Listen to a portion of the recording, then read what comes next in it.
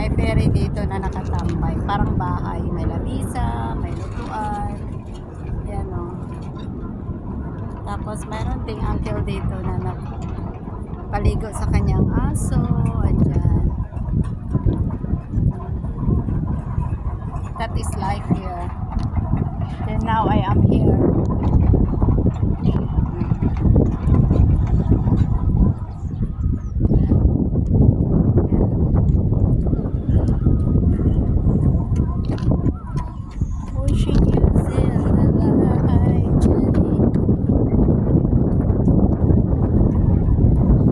Ganda ng options.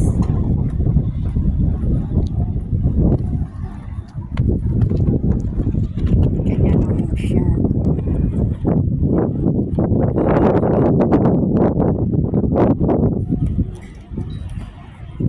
Andito yung pere o yung driver nandun nakahiga.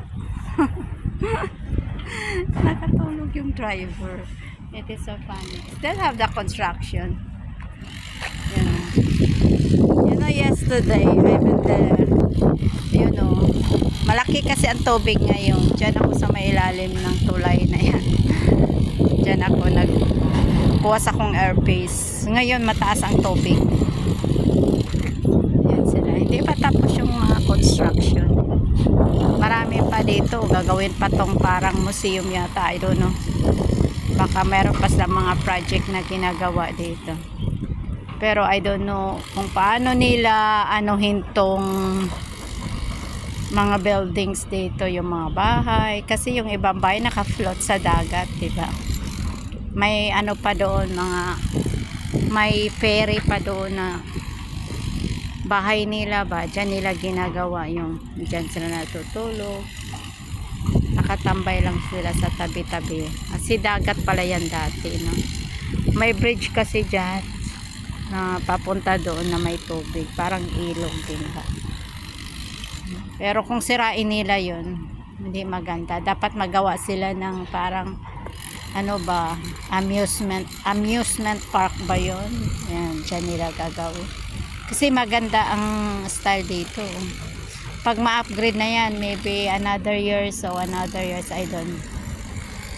Marami pang taon yan magagawa. May aircon din pala tong na to, yung ferry na to. Yan, sa bundok. Ang init na, guys. Grabe. Ay, may naliligo pala si uncle, oh. Malinis kaya dito paliguan? Parang, I'm not sure. Alam mo, takot kasi ako kasi hindi ako marunong lumangon.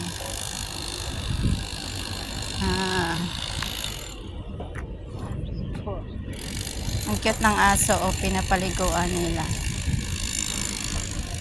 Kaya marami din palang naliligo dito.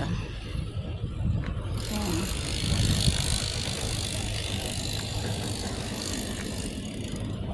Dami ding nangingisda dito, pero I don't think so here is clean. Ganun pala yung ferry, oh. Lumutang siya, no? Wala siyang gulong, pero lumutang siya. Hindi kaya siya masira na laging nakalutang sa dagat. Yan ang tanong na hindi natin alam. Yung mga ibon, oh.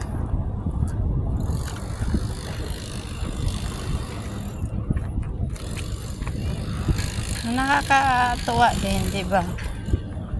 Ano kayang isda makukuha dito nila, no? Yan. Ang cute. Yan ang restaurant. Pero dapat upgrade nila yan kasi parang look na marunita.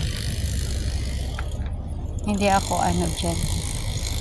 Hindi pa ako nakakain dyan. Takot kasi ako kumain, baka hindi malinis ba. Sakit ang tiyan mo pag uwi.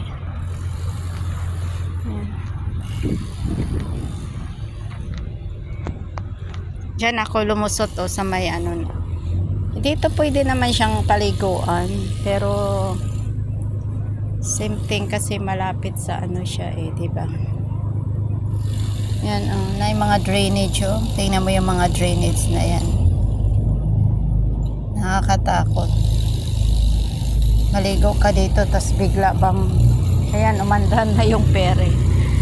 Hindi nagpalibak, umalis na.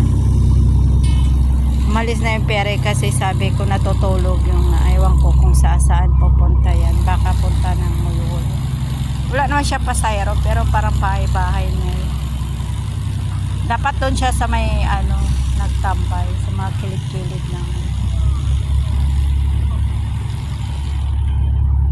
papunta yun sa Mulul.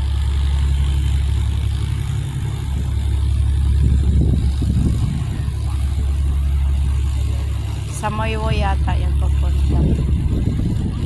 Wow, sexy kay Uncle ba? Ano siya? Para siya si Superman.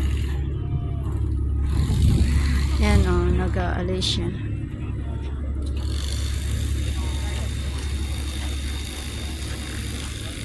Si Uncle kahapon pa na siya nangisda dyan. I don't know makakuha siya ng isda dyan.